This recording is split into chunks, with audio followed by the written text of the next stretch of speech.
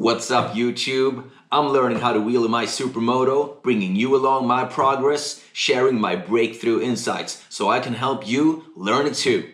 In this video, I'm gonna look at episodes 12 through 20 and give you the key points. Let's get into it.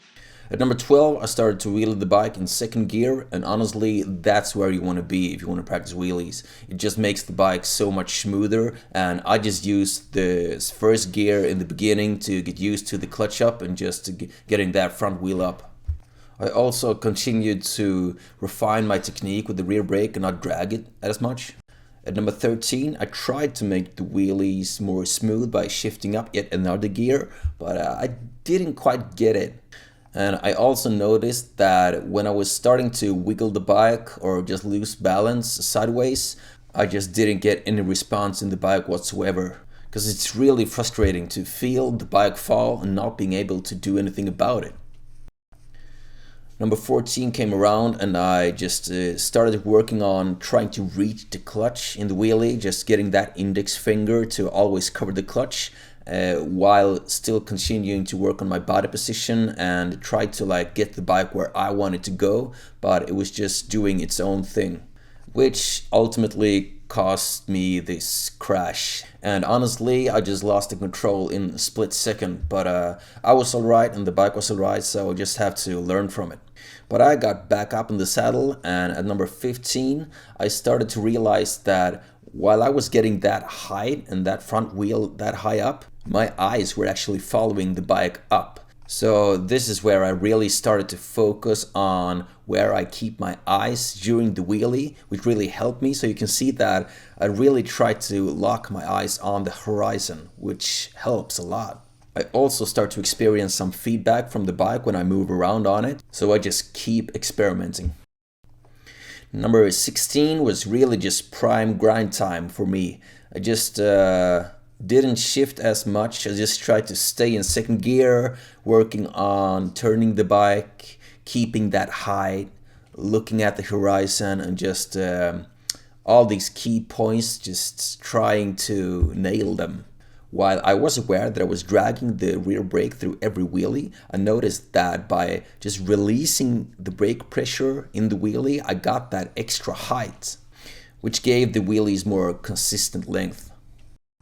So at number 17, I wanted to work on not hanging on to the handlebars too much, because I was just in cramps in my arms. I had to stop every 10 minutes.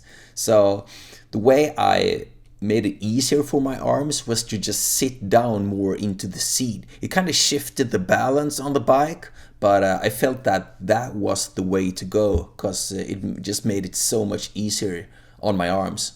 It also gets easier to control the bike if you're more loosey-goosey on it.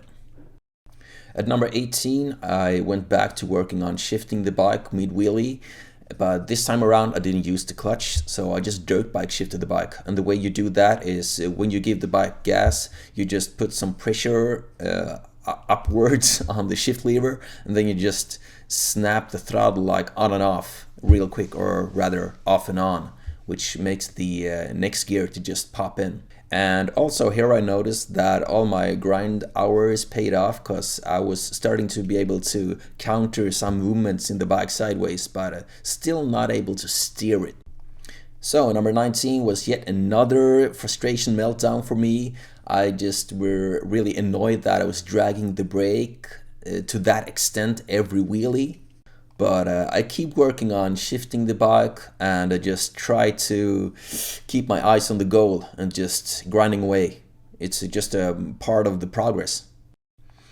So episode 20, a really special episode for me, because as you can see, things just started to fall in place.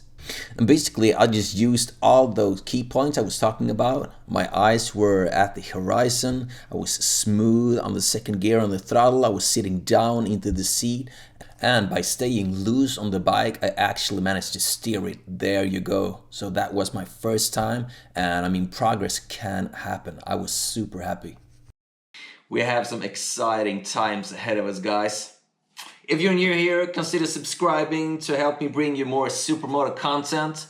Otherwise, as always, stay up. See you in the next one.